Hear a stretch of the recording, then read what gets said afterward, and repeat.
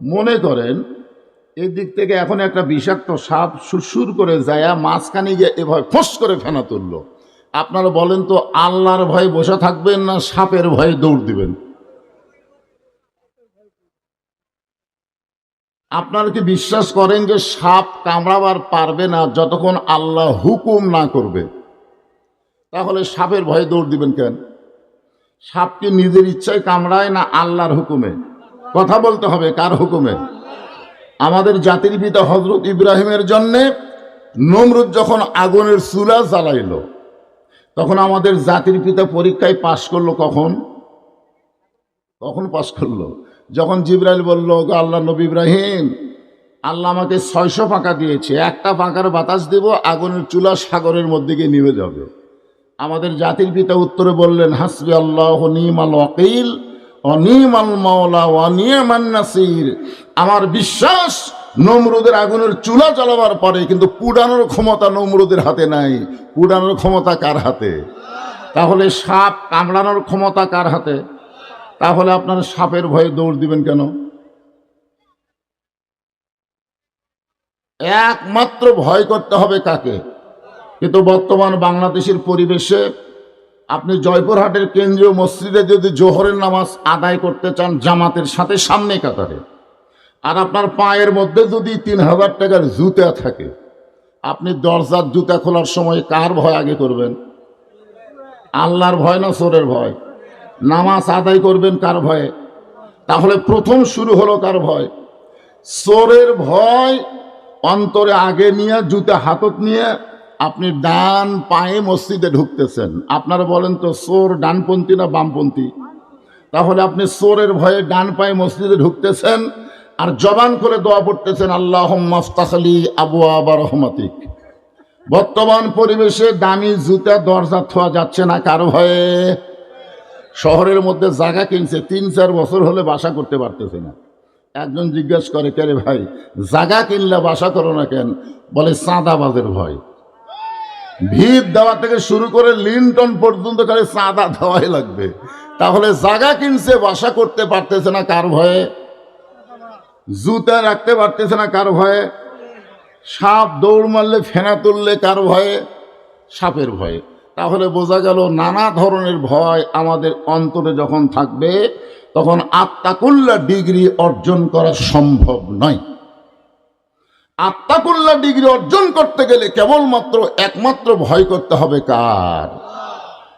একমাত্র ভয় করতে গেলে বর্তমান যেই পরিবেশ বাংলাদেশে চলতেছে এই পরিবেশ পাল্টাতে হবে। এই পরিবেশে আল্লাহর ভয় করা যাবে না।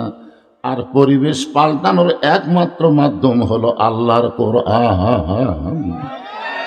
এদিকে তাকায় দেখেন, সারা জীবন তো খালি শুনাই গেলেন, সারা জীবন বক্তারা ওয়াজ করলো, আমরা শুনে গেলাম। শুধুমাত্র শোনানোর জন্য আল্লাহ কোরআন দুনিয়াতে নাজিল করে নাই।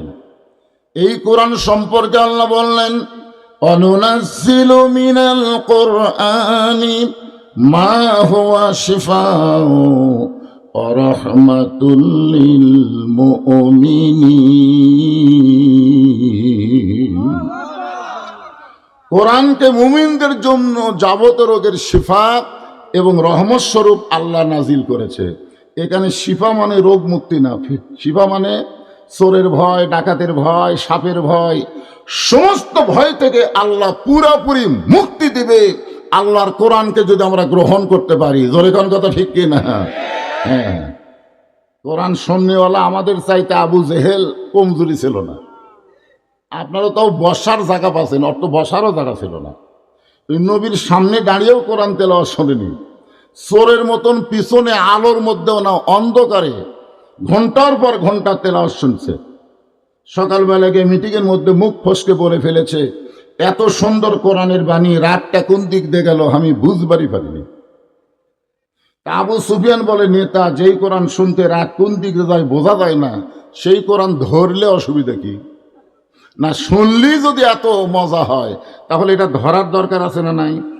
আবু জাহেল বলতেছে, এই কোরআনকে যদি ধরি তাহলে আমাদের ভুয়া নেতৃত্ব চলবি না।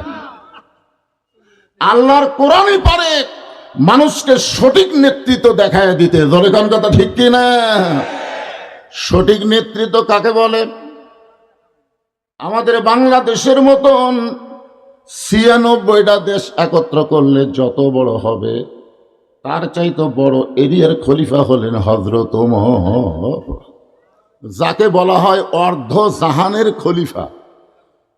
খলিফা মানে রাষ্ট্রপতি, খলিফা মানে প্রধানমন্ত্রী, যেটাই ধরেন। এখন অতটুকু এরিয়ার খলিফা হযরত ওমর মসজিদে জুমার দিনে খুতবা দিচ্ছেন, খুতবা। এমন সময় মাঝখান থেকে একজন দাঁড়িয়ে বলতেছে, আমির আল মুমিনিন, আপনার খুতবা আমরা শুনবো না। ওমর ফারুক বললেন, আমার অপরাধ কি? বলে, আমাদেরকে খাটো পাঞ্জাবি দিয়ে আপনি লম্বা জুব্বা পরে খুতবা দিবেন? এই লম্বা জুব্বা কোথায় পেলেন না বলা পর্যন্ত আপনার খুতবা শুনবো না। আপনার বলেন তো, মানুষের আইনকে যদি দেশ চলতো, যেই বেটা লোকমা দিছে ওর অবস্থা কি হতো? চিন্তা করে দেখেন, ওমর ফারুকের চামচারাই গুড়াই মারতো, জোরে কোন কথা ঠিক কিনা? হ্যাঁ, কিন্তু আইন চলতেছে কার? মসজিদের মধ্যে আজও বাংলাদেশে আইন চলে কার? ইমাম সাহেব যদি 4 রাকাত আসরের নামাজে 3 রাকাতে বসে, একটা ভ্যানওয়ালা পর্যন্ত লোকমা দেওয়ার সাহস করে, করে কি করে না? 4 রাকাত নামাজে 3 রাকাতে ইমাম বসেছে, ইমাম টাইটেল পাস, দাওরা পাস, একটা ভ্যানওয়ালা বলে আল্লাহু আকবার। ইমাম মনে মনে কয় 41 সালের আগে আমি উঠবো না। এই মনে করে ইমাম যদি স্বৈরাচারী হয়ে বসাই থাকে, আপনারা বলেন তো, মসজিদের সমস্ত মুসল্লি কার পক্ষে যাবে? নেতার পক্ষে না ভ্যানালার পক্ষে? কেন ভ্যানালার পক্ষে যাবে? কারণ ভ্যানালা যেটা করতেছে এটা আল্লাহর হুকুম, আর নেতা যেটা করতেছে এটা নেতার চরিত্র। আমরা কোনো নেতার চরিত্র, নেতার মন আমরা দেখব না, আমরা দেখব আল্লাহর কোরআন। জোরে বলেন কথা ঠিক কিনা? আসো বাংলাদেশের মসজিদে আল্লাহর আইন চলার পিছনে একটা কারণ কি জানেন? আওয়ামী লীগও বিশ্বাস করে মসজিদ কার ঘর, বিএনপি বিশ্বাস করে মসজিদ কার ঘর, জামাত, তাবলিগ, পীর মুরিদি সবাই বিশ্বাস করে মসজিদ আল্লাহর ঘর। মসজিদ যেমন আল্লাহর ঘর বিশ্বাস করে, গোটা বাংলাদেশও আল্লাহর। এই বিশ্বাস যদি আমাদের অন্তরে থাকতো, তাহলে কোনো দলাদলি থাকতো না। মসজিদের সমস্ত দল ভাঙ্গে যদি এক কাতারে দাঁড়াবার পারে, গোটা বাংলাদেশের মুসলমান এক জামাত করতো। জোরে কোন কথা ঠিক কিনা? আপনারা বলেন তো, মসজিদে আওয়ামী লীগের জন্য সামনে কাতার, বিএনপির জন্য দ্বিতীয় কাতার, জাতীয় পার্টি তৃতীয় কাতার, জামাতে ইসলাম চতুর্থ কাতার, এরকম কোনো কাতার দেখছেন? কেন দেখেন নাই? কারণ সবাই আঙ্গুল দিয়ে দেখা যায় মসজিদ কার। তো সবাই তো আঙ্গুল দিয়ে ভাবে দেখায় না, বাংলাদেশও আল্লাহর। তো আপনারা বলেন বাংলাদেশ কার? মসজিদকে যেইভাবে আল্লাহর বিশ্বাস করছেন, গোটা বাংলাদেশকে সেইভাবে আল্লাহর বিশ্বাস করলে এখানে কোনো মানুষের রাজনীতি চলতো না, আল্লাহর কোরআনের নীতি চালু হতো। জোরে কোন কথা ঠিক কিনা? কিন্তু না, এই বিশ্বাস আমাদের অন্তরে আসতেছে না। ভালো ভালো মানুষগুলো সব মসজিদে দিলেন, আর খারাপ খারাপ মানুষগুলো সব সমাজের নেতা বানালেন। চলবে? ভুলে গেছি মোরা সে রাসূলের বিধান, ভুলে গেছি মোরা আল্লাহরই কোরআন, নামেতে শুধুই মুসলমান, লা ইলাহা ইল্লাল্লাহ। জবান খুলে মহব্বতে লা ইলাহা, লা ইলাহা ইল্লাল্লাহ, লা ইলাহা ইল্লাল্লাহ, লা ইলাহা ইল্লাল্লাহ, লা ইলাহা। যার দিলে আছে আমার আল্লাহর ভয়, কার ভয়? যার মনে আছে আল্লাহর ভয়, আল্লাহ আল্লাহ সব সময়। আহারা নিদ্রা ভালো লাগে না এই দুনিয়া, ভালো লাগে না, ভালো লাগে শুধু আল্লাহ। জোরে লা ইলাহা ইল্লাল্লাহ, লা ইলাহা ইল্লাল্লাহু মুহাম্মাদুর রাসূলুল্লাহ। রাসূলের মহব্বতে সকলে বলি সাল্লাল্লাহু আলাইহি ওয়াসাল্লাম। হানাইন ইসলামপুর জামে মসজিদ কমিটি কর্তৃক আয়োজিত আজকের এই ইসালে সওয়াব ওয়াজ মাহফিলে আল্লাহ তাআলা যিনাকে সম্মানিত সভাপতির আসনে কবুল করেছেন, মৌলানা মোহাম্মদ আব্দুল হাকিম, অধ্যক্ষ হানাইল নোমানিয়া কামিল মাদ্রাসা, আজকের এই মাহফিলের সম্মানিত সভাপতিকে অন্তরের অন্তঃস্থল থেকে আমি শুভেচ্ছা জ্ঞাপন করছি। আজকের এই মাহফিলের সম্মানিত সহসভাপতি মাওলানা মোহাম্মদ খায়রুল ইসলাম, সম্মানিত প্রধান অতিথি, অত্র এলাকার সুসন্তান, সকলের অত্যন্ত পরিচিত জনাব আলহাজ ফিরোজ আলম মণ্ডল, আজকের এই মাহফিলের সম্মানিত আমন্ত্রিত অতিথিবৃন্দ, সকলকেই অন্তরের অন্তঃস্থল থেকে আমি শুভেচ্ছা জ্ঞাপন করছি।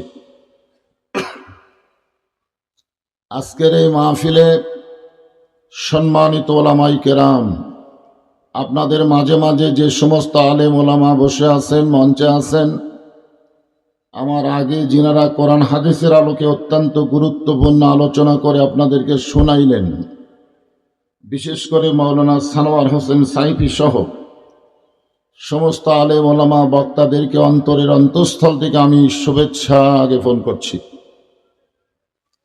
এই মুহূর্তে আমার সামনে যারা বসে আছেন, যিনাদেরকে আল্লাহ দয়া করে, রহম করে, মেহেরবানি করে এই জান্নাতের বাগানে কবুল করেছেন, একজন দুইজন আমিন বললেন কেন? সকলেই বলেন আমিন। আল্লাহ যদি এখানে না চাইতো আমরা আসতে পারতাম? আল্লাহ কোরআনে বলেছেন, মা আসাবাকা মিন হাসানাতিন ফামিনাল্লাহ। বান্দা বান্দির দ্বারা যখন কোনো ভালো কাজ হয়, এ কাজ বান্দাবান্দি করে না, বরং আল্লাহই করায়। আপনারা বলেন তো, কোরআন কারিমের মাহফিলে বসা ভালো কাজ না খারাপ কাজ? তাহলে এই কাজ কে করালো? আমরা বিশ্বাস করতে পারি, আমরা যত বড়ই পাপী হই না কেন, এই মুহূর্তে আল্লাহ আমাদের উপরে খুশি আছেন। আর খুশি থাকার কারণেই আজকের এই বেহেশতের টুকরার মধ্যে আল্লাহ আমাদের কবুল করেছেন। আমার সামনে যারা বসে আছেন, যিনারা দাঁড়িয়ে আছেন, সকলকেই অন্তরের অন্তঃস্থল থেকে আমি শুভেচ্ছা জ্ঞাপন করছি। তবে বসা ভাইদেরকে একটু অনুরোধ করব, যদি কারোর সামনে ফাঁকা থাকে, আপনার অন্য ভাইদেরকে বসতে দেওয়ার জন্য একটু জমে বসবেন। শীতের রাত, জমে বসলে কি সমস্যা হবে?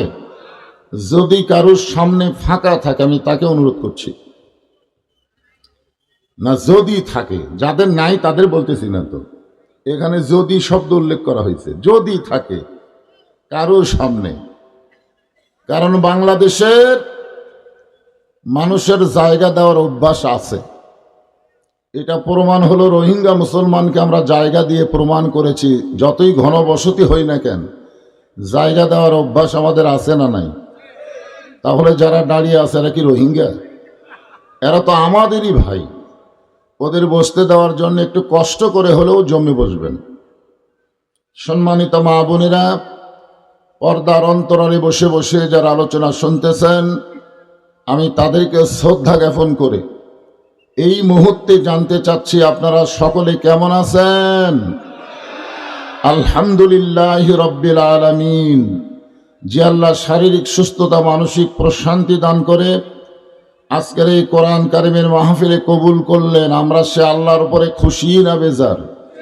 তাহলে জবান খুলে সমস্বরে সকলে বলবো, রব্বানা লাকাল হামদ হামদান কাসীরান তাইয়িবান মুবারাকান ফীহি। আমরা প্রশংসা করলাম কার? এই কারণেই আমরা আল্লাহর প্রশংসা বেশি বেশি করব। সর্বসাকুল্যে জগৎ হলো তিনটা, জোরে বলেন কয়টা? এক জগতে আমরা ছিলাম, এক জগতে আমরা আছি, আর এক জগতে আমরা যাব। যেই জগতে ছিলাম সে জগৎকে বলা হয় রুহের জগৎ। যেই জগতে বর্তমানে আছি এটা হলো দুনিয়াবী জগৎ। এখান থেকে আমরা যেখানে যাব সেটা হলো আখিরাতের জগৎ। রুহের জগতে আল্লাহ আমাদের রুহগুলোকে এতই পছন্দ করেছেন যে দুনিয়ার জগতে আমাদেরকে মুসলমানের ঘরে আল্লাহ কবুল করেছেন। এবং আল্লাহ ঘোষণা করেছেন, অমাইয়াবতাগি গয়রাল ইসলামী দীনান ফালাই ইউকবালা মিনহু। ইসলাম ছাড়া অন্য কোনো জীবন ব্যবস্থা ধর্ম কেউ যদি গ্রহণ করে, আল্লাহ বলেছেন কখনোই তা কবুল করা হবে না। ইন্না দীনা ইনদাল্লাহিল ইসলাম। আল্লাহর কাছে মনোনীত জীবন বিধানের নাম কি? আর সেই ইসলামের মধ্যে জন্ম নেওয়া আমরা হলাম মুসলমান। খুশি না বেজার? তাহলে জবান করে শুকরিয়া তান বলি আলহামদুলিল্লাহ। এই মাসটার নাম হলো রজব মাস। জোরে বলেন কি মাস? এ মাসের চাঁদ ওঠার সঙ্গে সঙ্গে আল্লাহর নবী একটা দোয়া পড়তেন, আল্লাহুম্মা বারিক লানা ফি রজব ওয়া শাবান ওয়া বাল্লিগনা রমাদান। রজব এবং শাবানের বরকত আল্লাহ দান করো, রমজান পর্যন্ত আল্লাহ হায়াতকে লম্বা করে দাও। এই দোয়া যদি আল্লাহর নবী করে থাকে, নবীর উম্মত হিসেবে আমাদের করার দরকার আছে না নাই? এই রজব মাস অত্যন্ত গুরুত্বপূর্ণ একটা মাস। এই মাসে আল্লাহ তাআলা আমাদের নবীকে আল্লাহর আরশে নিয়ে গেছিলেন। বলেন সুবহানাল্লাহ। এদিকে হইচই করেন কেন? হইচই করা যায়? এটা কি হাট বাজার? আপনারা বলেন এটা কি হাট বাজার? এইটা হলো জান্নাতের বাগান। অসংখ্য রহমতের ফেরেশতা আল্লাহ পাঠাইছে শুধুমাত্র আপনাদেরকে দেখার জন্য। আল ইনসান আশরাফুল মখলুকাত। মানুষের সৃষ্টি জগতের মধ্যে মানুষ হলো সবচাইতে ভদ্র জাত। তো ভদ্র কোনদিন হইচই করে? ইশারার দ্বারা কাম করা লাগবে, হইচই করা যাবে না। যদি জায়গা না হয় জায়গার ব্যবস্থা করবেন, যদি ব্যবস্থা না হয় দাঁড়িয়ে থেকেই শুনবেন, অসুবিধা কি? হইচই করবেন না। তো আল্লাহ তাআলা আমাদের নবীকে জীবিত অবস্থায় জান্নাত দেখার তৌফিক দিয়েছিলেন। বলেন সুবহানাল্লাহ। এই রজব মাসের এক রাতে আমাদের নবী যখন জান্নাতে প্রবেশ করলেন, ওই সময় জিবরাইল বললেন, ইয়া রাসূলুল্লাহ, আপনি যদি জান্নাত থেকে বের না হন, আল্লাহ আপনাকে জান্নাত থেকে বের করে দিবে না। কেন দিবে না? আল্লাহর কথার সাথে কাজের মিল আছে না নাই? আল্লাহ নিজেই বলেছেন, ফাদখুলুহা খালিদিন। কেউ যদি জান্নাতে একবার প্রবেশ করে, আল্লাহ তাকে চিরস্থায়ীভাবে জান্নাত দিয়ে দেয়। সবাই সুবহানাল্লাহ বলতে পয়সা লাগে নাকি? ওগো আল্লাহর নবী, আপনি দুনিয়াতে আর যাবেন না, কারণ দুনিয়া আপনার জন্য কষ্টের জায়গা। আপনারা বলেন তো, আমাদের নবীর জন্য দুনিয়া শান্তি না কষ্ট? যেই বছর মেরাজ হয়েছে ওই বছর রাসূলের জীবনে 3টা কষ্ট গেছে। জোরে বলেন কয়টা? 1 নম্বর কষ্ট হলো চাচা আবু তালেব মারা গেলেন। 2 নম্বর কষ্ট হলো কিছুদিনের মধ্যেই দরদের বিবি খাদিজা দুনিয়া থেকে বিদায় নিলেন। 3 নম্বর কষ্ট হলো তায়েফের ময়দানে কলেমার দাওয়াত দিতে গিয়ে তিনি পাথরের আঘাতে রক্তাক্ত হয়ে গেলেন। তাহলে একাধারে কয় কষ্ট? এই কষ্টের পরে আল্লাহ তাআলা নবীকে সান্ত্বনা, শান্তি, সুখ দেওয়ার জন্যে আল্লাহর আরশে নিয়ে গেলেন। সুবহানাল্লাহ বলেন। এখন বলেন তো, কষ্টের পরে শান্তি আছে না নাই? আমরা বাংলার যারা প্রকৃত মুসলমান, বহুদিন ধরে আমরা কষ্টের মধ্যে ছিলাম, ঠিক কিনা বলেন? এখন মোটামুটি একটা স্বস্তি পাওয়া যাচ্ছে। যাচ্ছে কি যাচ্ছে না? যাবে ইনশাল্লাহ।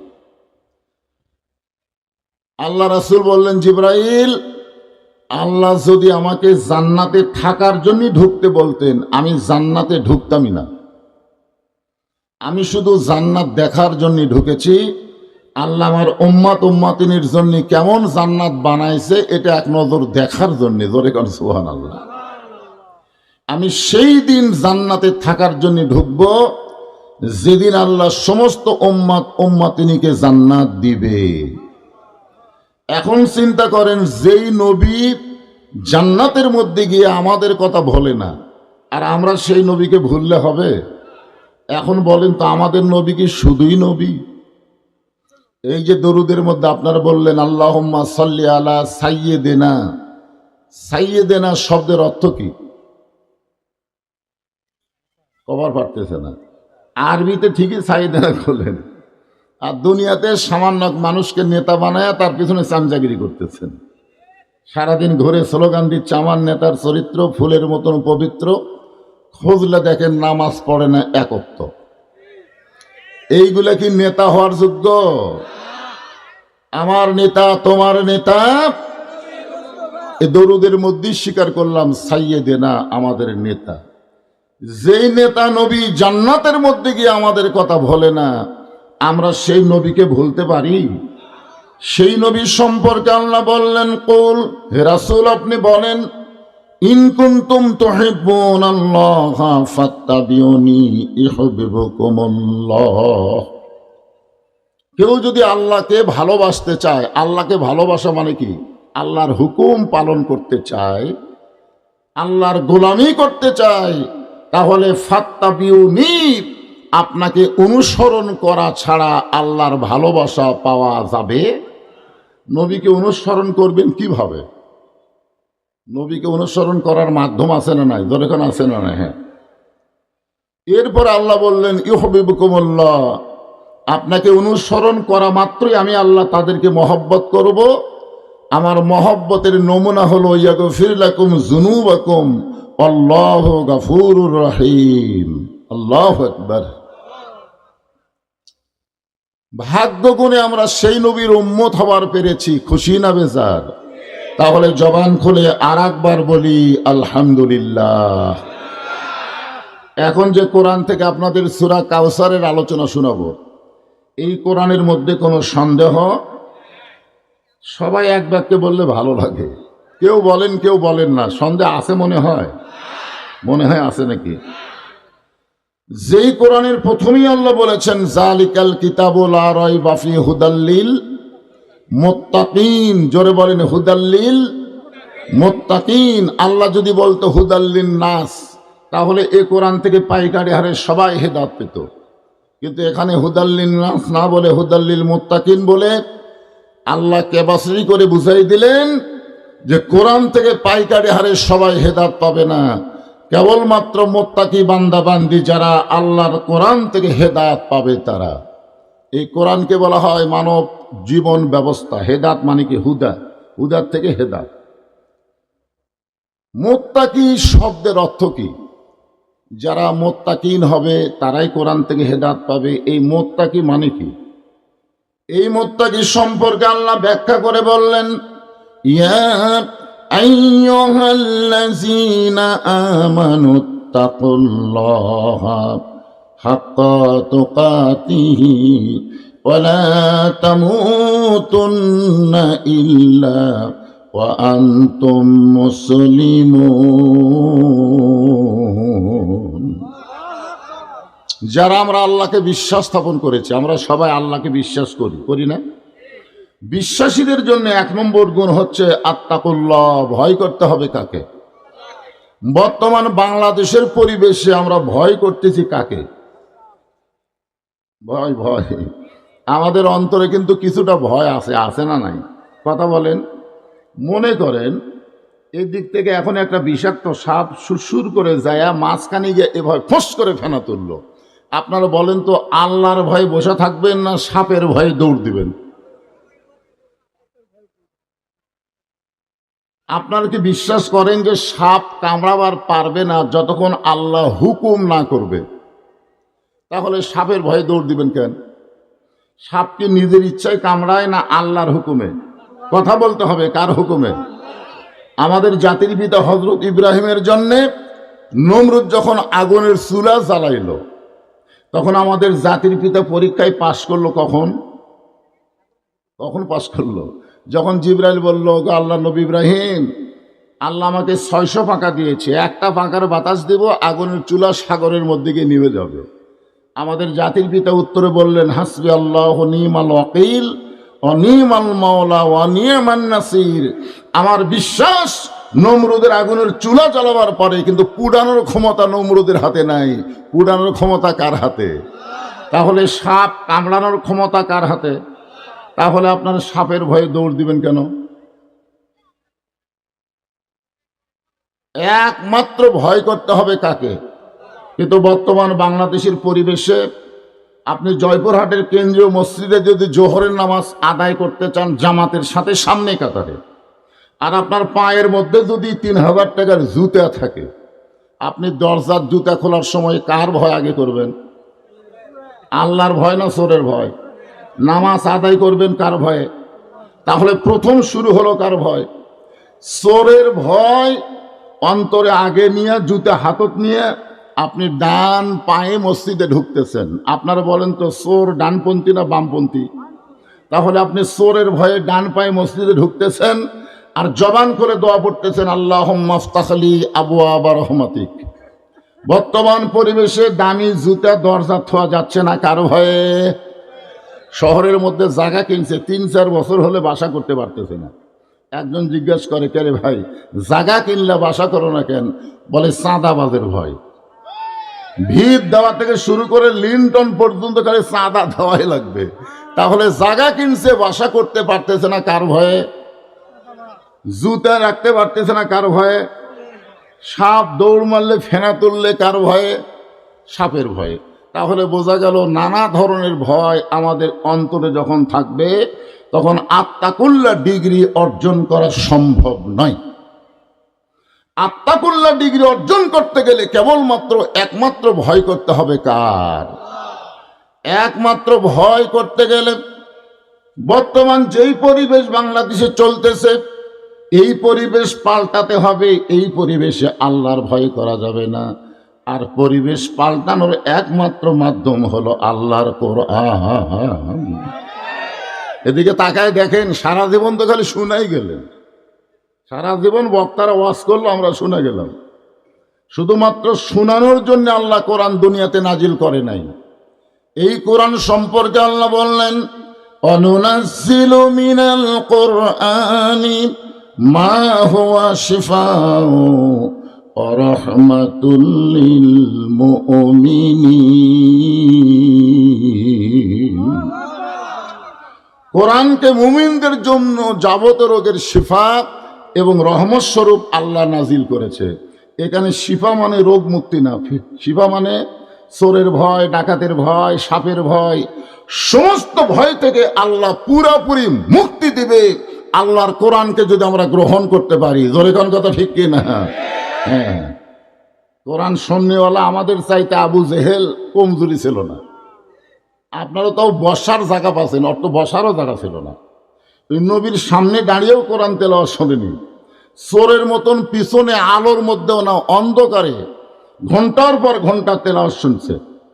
সকালবেলা গিয়ে মিটিংয়ের মধ্যে মুখ ফসকে পড়ে ফেলেছে, এত সুন্দর কোরআনের বাণী, রাতটা কোন দিক দিয়ে গেল আমি বুঝবারই পারিনি। আবু সুফিয়ান বলে, নেতা যেই কোরআন শুনতে রাত কোন দিকে যায় বোঝা যায় না, সেই কোরআন ধরলে অসুবিধা কি? না শুনলেই যদি এত মজা হয় তাহলে এটা ধরার দরকার আছে না নাই? আবু জাহেল বলতেছে এই কোরআনকে যদি ধরি তাহলে আমাদের ভুয়া নেতৃত্ব চলবি না। আল্লাহর কোরআনই পারে মানুষকে সঠিক নেতৃত্ব দেখায় দিতে। ধরে কোন কথা ঠিক কি না? সঠিক নেতৃত্ব কাকে বলে? আমাদের বাংলাদেশের মতন 96টা দেশ একত্র করলে যত বড় হবে তার চাইতে বড় এরিয়ার খলিফা হলেন হযরত ওমর, যাকে বলা হয় অর্ধ জাহানের খলিফা। খলিফা মানে রাষ্ট্রপতি, খলিফা মানে প্রধানমন্ত্রী, যেটাই ধরেন। এখন অতটুকুই এরিয়ার খলিফা হযরত ওমর মসজিদে জুমার দিনে খুতবা দিচ্ছেন। খুতবা এমন সময় মাঝখান থেকে একজন দাঁড়িয়ে বলতেছে, আমির আল মুমিনিন আপনার খুতবা আমরা শুনবো না। ওমর ফারুক বললেন, আমার অপরাধ কি? বলে, আমাদেরকে খাটো পাঞ্জাবি দিয়ে আপনি লম্বা জুব্বা পরে খুতবা দিবেন? এই লম্বা জুব্বা কোথায় পালেন না বলা পর্যন্ত আপনার খুতবা শুনবো না। আপনার বলেন তো, মানুষের আইন দিয়ে যদি দেশ চলতো, যেই বেটা লোকমা দিছে ওর অবস্থা কি হতো? চিন্তা করে দেখেন, ওমর ফারুকের চামচারাই গুড়াই মারতো, জোরে কোন কথা ঠিক কিনা? হ্যাঁ, কিন্তু আইন চলতেছে কার? মসজিদের মধ্যে আজও বাংলাদেশে আইন চলে কার? ইমাম সাহেব যদি 4 রাকাত আসরের নামাজে 3 রাকাতে বসে, একটা ভ্যানওয়ালা পর্যন্ত লোকমা দেওয়ার সাহস করে কি করে না? 4 রাকাত নামাজে 3 রাকাতে ইমাম বসেছে, ইমাম টাইটেল পাস, দাওরা পাস, একটা ভ্যানওয়ালা বলে আল্লাহু আকবার। ইমাম মনে মনে কয় 41 সালের আগে আমি উঠবো না। এই মনে করে ইমাম যদি স্বৈরাচারী হয়ে বসাই থাকে, আপনারা বলেন তো মসজিদের সমস্ত মুসল্লি কার পক্ষে যাবে? নেতার পক্ষে না ভ্যানালার পক্ষে? কেন ভ্যানালার পক্ষে যাবে? কারণ ভ্যানালা যেটা করতেছে এটা আল্লাহর হুকুম, আর নেতা যেটা করতেছে এটা নেতার চরিত্র। আমরা কোনো নেতার চরিত্র, নেতার মন আমরা দেখব না, আমরা দেখব আল্লাহর কোরআন। জোরে বলেন কথা ঠিক কিনা? আসো বাংলাদেশের মসজিদে আল্লাহর আইন চলার পিছনে একটা কারণ কি জানেন? আওয়ামী লীগও বিশ্বাস করে মসজিদ কার ঘর, বিএনপি বিশ্বাস করে মসজিদ কার ঘর, জামাত, তাবলিগ, পীর মুরিদি সবাই বিশ্বাস করে মসজিদ আল্লাহর ঘর। মসজিদ যেমন আল্লাহর ঘর বিশ্বাস করে, গোটা বাংলাদেশও আল্লাহর এই বিশ্বাস যদি আমাদের অন্তরে থাকতো, তাহলে কোনো দলাদলি থাকতো না। মসজিদের সমস্ত দল ভাঙ্গে যদি এক কাতারে দাঁড়াবার পারে, গোটা বাংলাদেশের মুসলমান এক জামাত করতো। ধরে কোন কথা ঠিক কিনা? আপনারা বলেন তো, মসজিদে আওয়ামী লীগের জন্য সামনে কাতার, বিএনপির জন্য দ্বিতীয় কাতার, জাতীয় পার্টি তৃতীয় কাতার, জামাতে ইসলাম চতুর্থ কাতার, এরকম কোনো কাতার দেখছেন? কেন দেখেন নাই? কারণ সবাই আঙ্গুল দিয়ে দেখা যায় মসজিদ কার। তো সবাই তো আঙ্গুল দিয়ে ভাবে দেখায় না বাংলাদেশও আল্লাহর। তো আপনারা বলেন বাংলাদেশ কার? মসজিদকে যেইভাবে আল্লাহর বিশ্বাস করছেন, গোটা বাংলাদেশকে সেইভাবে আল্লাহর বিশ্বাস করলে এখানে কোনো মানুষের রাজনীতি চলতো না, আল্লাহর কোরআনের নীতি চালু হতো। ধরে কোন কথা ঠিক না? কিন্তু না, এই বিশ্বাস আমাদের অন্তরে আসতেছে না। ভালো ভালো মানুষগুলো সব মসজিদে দিলেন, আর খারাপ খারাপ মানুষগুলো সব সমাজের নেতা বানালেন। চলবে? একটু মনোযোগ দিয়ে শুনবেন। উমরের চোখ দিয়ে দর দর করে পানি পড়তেছে। হযরত উমর যখন কিছুই বলতে পারতেছে না, এমন সময় আব্দুল্লাহ ইবনে ওমর বাবার পাশে দাঁড়ায় বলতেছে, রে নবীর সাহাবীরা, আমার বাবার জুব্বা লম্বা দেখে তোমরা খুতবা বন্ধ করে দিলে, তোমরা খাটো পাঞ্জাবি হলেও তো নতুন পোশাক পরেছ। আমার দিকে তাকায় দেখো, আমার পরনে নতুন কোনো কাপড় নাই। সঙ্গে সঙ্গে ওসমান গনি দাঁড়িয়ে গেলেন। হযরত উমর ফারুক যখন মদিনার খলিফা ছিলেন, ওই সময় অর্থমন্ত্রী ছিলেন ওসমান গনি। জোরে কান সুবহানাল্লাহ। হযরত উমর যখন মদিনার খলিফা ছিলেন, ওই সময় অর্থমন্ত্রীর নাম কি? ওসমান গনি দাঁড়িয়ে বললেন, আব্দুল্লাহ, জুমার দিনে সবাই নতুন কাপড় পরে নামাজ পড়তে আইছে, তুমি পুরাতন কাপড় কেন পরেছ? আব্দুল্লাহ বলতেছে, আজকে যদি আমি নতুন কাপড় পরতাম, তাহলে আমার বাবার জুব্বা লম্বা হতো না, কারণ আমার